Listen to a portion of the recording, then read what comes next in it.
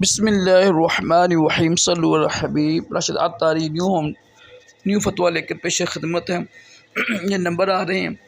بسم اللہ الرحمن الرحیم۔ کیا فرماتے ہیں علماء دین اور مفتیان شرامتی اس مسئلے کے بارے میں کہ امام اور مقتدی جماعت قائم کر چکے تھے، مزید ایک آدم نمازی آیا تو اب کیا امام آگے بڑھ کر ایک صف کا فاصلہ قائم کرے گا یا ایک مقتدی آگے سے کھڑا ہے وہ ایک صف پیچھے آئے گا اور یہ دونوں پیچھے صف بنائیں گے؟ کیا صورت اختیار کی جائے؟ یہ سوال ہوا جی۔ بسم اللہ الرحمن الرحیم۔ امام اور مقتدی جماعت قائم کر چکے تھے، اب مزید ایک آدم یعنی مقتدی آیا، نمازی آیا، تو افضل یہ ہے کہ مقتدی پیچھے آ جائے۔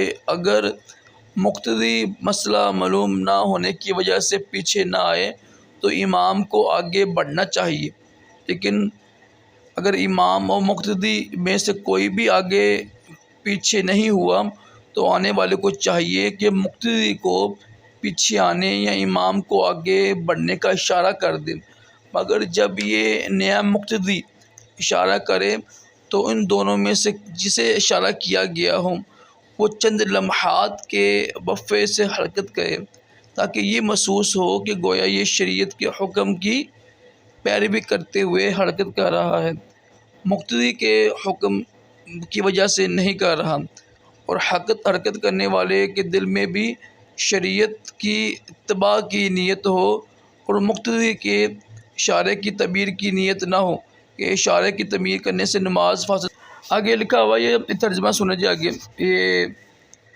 جب ایک شخص امام کی یعنی پیچھے نماز پڑھ رہا ہو، پھر ایک اور نمازی آ جائے تو امام آگے پیچھے اپنے سجدے کی جگہ کی طرف بڑھ جائے، جیسا کہ یہ لکھا ہوا ہے، اور جب نیا مقتدی آئے تو مقتدی امام کے دائیں جانب سے ہٹ کر پیچھے آ جائے۔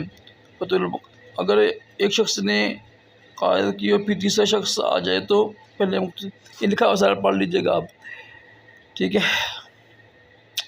بس یہ لکھا ہوا کہ امام کے آگے والے کو یعنی مطلب یہ ہے کہ تیسرا شخص اس مقتدی کے پہلو پہ ہی کھڑا ہو جائے جو زیادہ راہ ظاہر ہے، اور یہ ہے جب دوسرا مقتدی آئے تو پیچھے پہلے مقتدی کو چاہیے کہ وہ پیچھے آ جائے، اگر وہ پیچھے آ جاتا ہے تو ٹھیک ہے، ورنہ نیا آنے والا اسے پیچھے کھینچے گا، بشرطے کہ اس سے پہلے مقتدی کی نماز ٹوٹنے کا خدشہ نہ ہو، ٹھیک ہے؟ یہ امام اہل سنت بھی فرما رہے ہیں کہ جب امام کے ساتھ ایک مقتدی ہو اور دوسرا آئے تو افضل یہ ہے کہ مقتدی پیچھے ہٹے، ٹھیک ہے؟